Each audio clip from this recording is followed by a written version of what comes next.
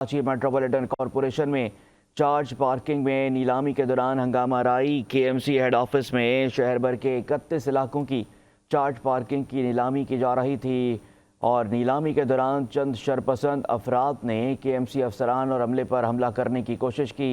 हुक्काम का ये बताना है कि नीलामी के दौरान होने वाली हंगामा आराई की वीडियो भी 5 न्यूज़ को मौसूल हो गई है। मेयर कराची से मुशावरत के बाद कानूनी कार्रवाई की जाएगी। Senior director charge parking Nabeel Baloch की जानिब से कहा गया कि जिन शरपसंद अनासिर ने अफसरान पर हमला किया उनके खिलाफ कानूनी कार्रवाई अमल में लाई जाएगी। मज़ीद अपडेट्स हासिल करते हैं, हमारे नुमाइंदे तलहा मखदूम हमारे साथ मौजूद हैं। तलहा मखदूम, बताइएगा ये क्या मामला है और क्या तफसीलात हैं आपके पास इस मामले से मुतालिक?